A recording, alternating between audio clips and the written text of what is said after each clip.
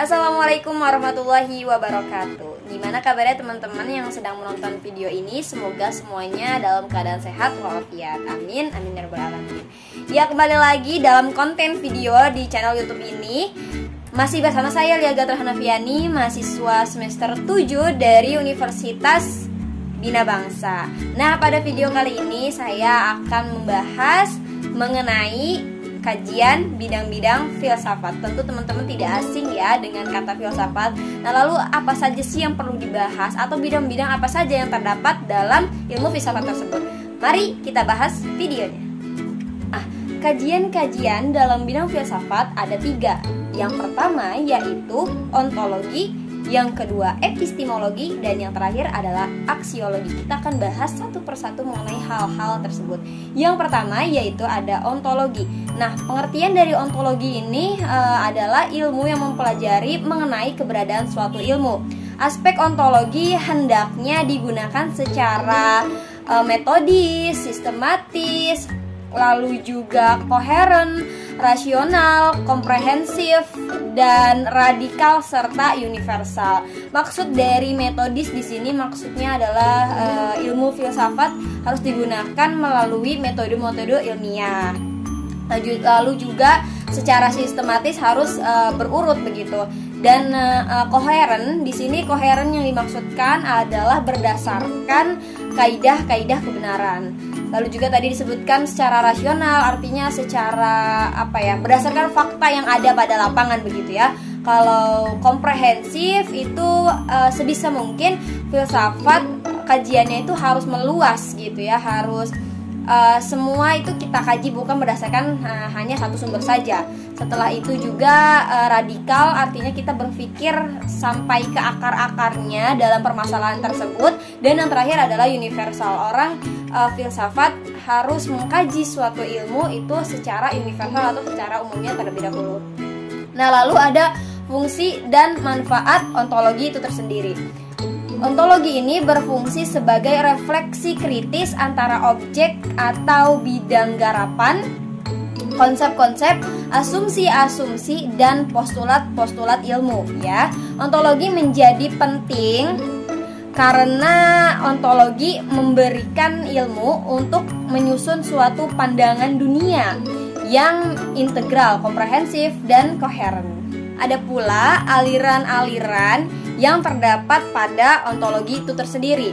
Aliran-alirannya diantaranya yang pertama yaitu monoisme. Monoisme ini memiliki pandangan bahwasannya hakikat dari seluruh kenyataan itu hanya satu saja. Bisa materialisme ataupun idealisme. Materialisme sendiri yaitu menganggap bahwa sumber asal itu adalah materi. Sedangkan idealisme memiliki pandangan bahwasannya beliau atau aliran tersebut menganggap bahwasannya sumber asal itu adalah rohani begitu.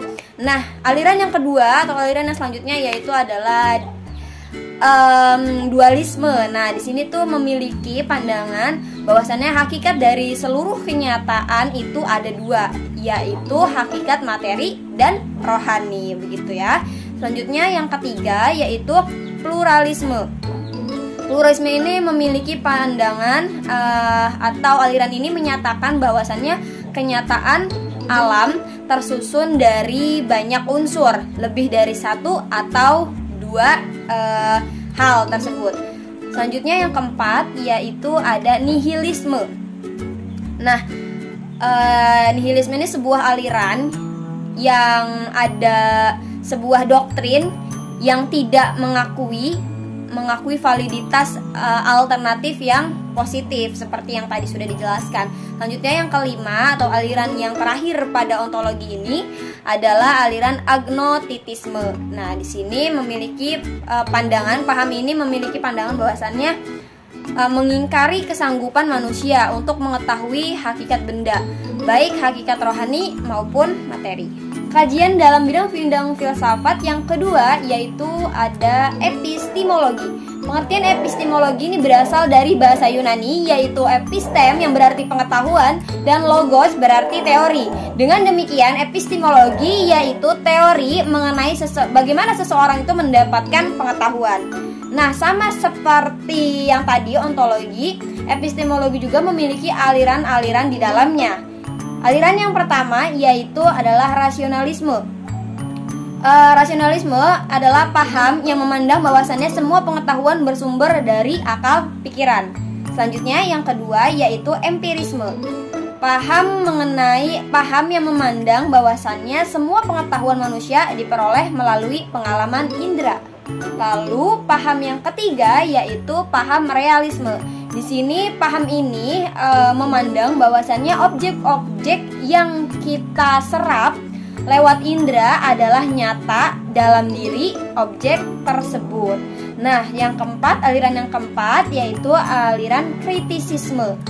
Di sini memiliki pola pikir atau memiliki pandangan bahwasannya akal menerima bahan-bahan pengetahuan dari empiris atau dari pengalaman. Selanjutnya aliran yang kelima yaitu aliran positivisme. Aliran selanjutnya dalam epistemologi ini yaitu skeptisisme. Aliran ini memandang bahwasannya indera adalah bersifat menipu atau menyesatkan. Dan aliran yang terakhir adalah pragmatisme. Aliran ini memandang bahwasannya tidak mempersoalkan tentang hakikat pengetahuan, namun mempertanyakan tentang pengetahuan dengan manfaat atau guna dari pengetahuan tersebut. Nah, teman-teman, pembahasan selanjutnya dalam kajian bidang-bidang filsafat ini yang terakhir atau yang ketiga yaitu adalah aksiologi. Pengertian aksiologi ini berasal dari bahasa Yunani yaitu aksios yang berarti nilai dan logos yang berarti ilmu. Dengan demikian, aksiologi adalah nilai suatu ilmu atau kegunaan dari suatu ilmu tersebut. Lalu apa sih kaitannya antara logika, etika, dan estetika dalam pembahasan aksiologi ini? Yang pertama kita akan bahas terlebih dahulu mengenai logika.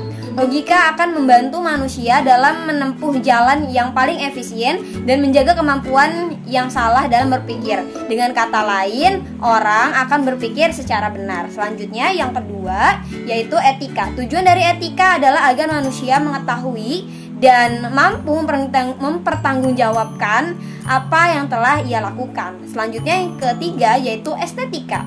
Estetika akan dikaitkan dengan seni karena estetika lahir dari penilaian manusia tentang sebuah keindahan. Selanjutnya ada beberapa sikap sosial yang mungkin dilakukan oleh ilmuwan sebagai cermin tanggung jawab sosial. Sikap-sikap tersebut diantara lain yang pertama yaitu menjelaskan semua permasalahan yang tidak diketahui masyarakat dengan bahasa yang mudah dipahami. Selanjutnya yang kedua yaitu memengaruhi opini dalam rangka memunculkan masalah yang penting untuk segera dipecahkan. Yang ketiga yaitu meramalkan apa yang terjadi dengan sebuah fenomena.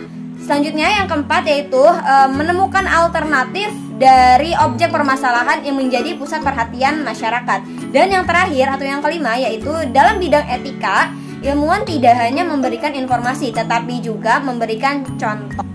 Nah, itu dia teman-teman pembahasan kita kali ini mengenai kajian bidang-bidang di dalam filsafat. Jika teman-teman ada saran atau ada masukan, silakan komentar di kolom komentar ini ya. Dan jangan lupa untuk klik tombol like dan juga subscribe untuk yang belum. Terima kasih, mohon maaf jika masih banyak kesalahan. Billahi fisabilil haq, wassalamualaikum warahmatullahi wabarakatuh. Sampai jumpa di video selanjutnya.